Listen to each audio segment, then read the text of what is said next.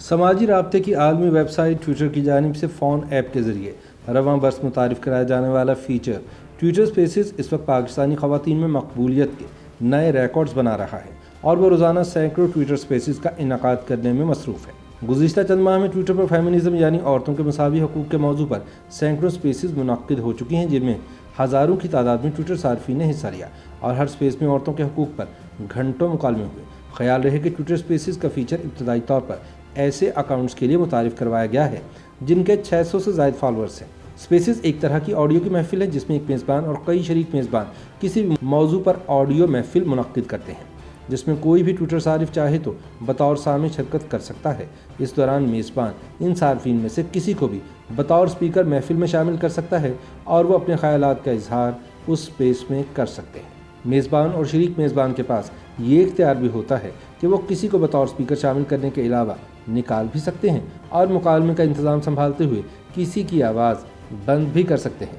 یہ آڈیو محفل ٹویٹر کی فون ایپ ہیڈر پر دیکھی جا سکتی ہے اور کمپیوٹر براؤزر پر ویب سائٹ پر دائیں جانب اس کا آپشن ہے جس پر کلک کر کے یہ سپیسز سنی جا سکتی ہیں۔ صحافی اور ریسرچر تزین جاوید نے بتایا کہ جب ٹویٹر سپیسز آئیں تب پاکستان میں 2 بڑے واقعات ہوئے تھے جن پر بہت سے لوگوں نے بات کرنا ضروری سمجھا۔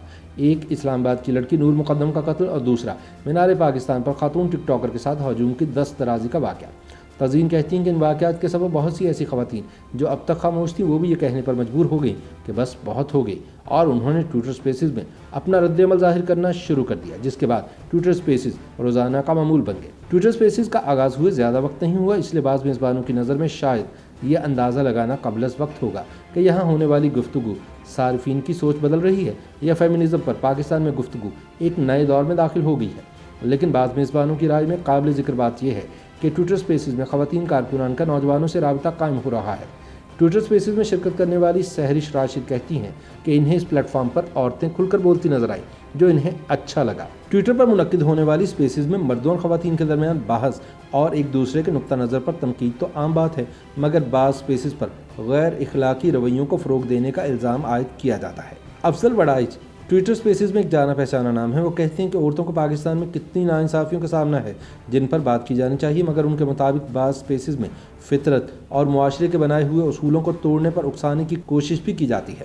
تاہم ٹویٹر سپیسز میں مسلسل شرکت کرنے والے کاشف فیروز کہتے ہیں کہ انہیں گفتگو سن کر احساس ہوتا ہے کہ فیمنزم بقول ان کے پورے کا پورا غلط نہیں، اور فیمنزم کے حامی اور مخالفین میں نظریاتی تصادم نظر آتا ہے، لیکن دونوں گروہ معاشرے کو بہتر بنانا چاہتے ہیں۔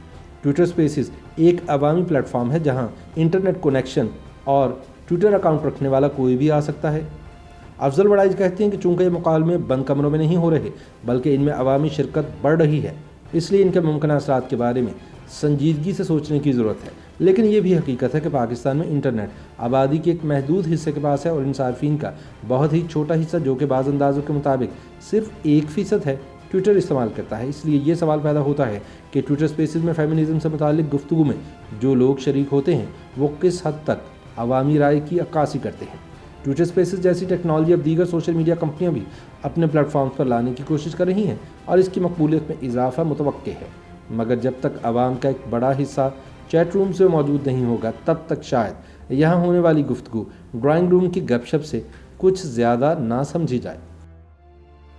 YouTube پر گوگلی نیوز دیکھنے کے لیے youtube.com کی سرچ بار میں googly news T V type کریں۔ گوگلی نیوز کے پیج پر سرخ رنگ کے سبسکرپشن والے بٹن پر کلک کرنا نہ بھولیے۔ YouTube پیج پر اپلوڈ ہونے والی ویڈیوز سے باخبر رہنے کے لیے بیل آئیکن پر کلک کیجیے۔ آپ کو ہر نئی ویڈیو کے بارے میں نوٹیفیکیشن موصول ہو جائے گا۔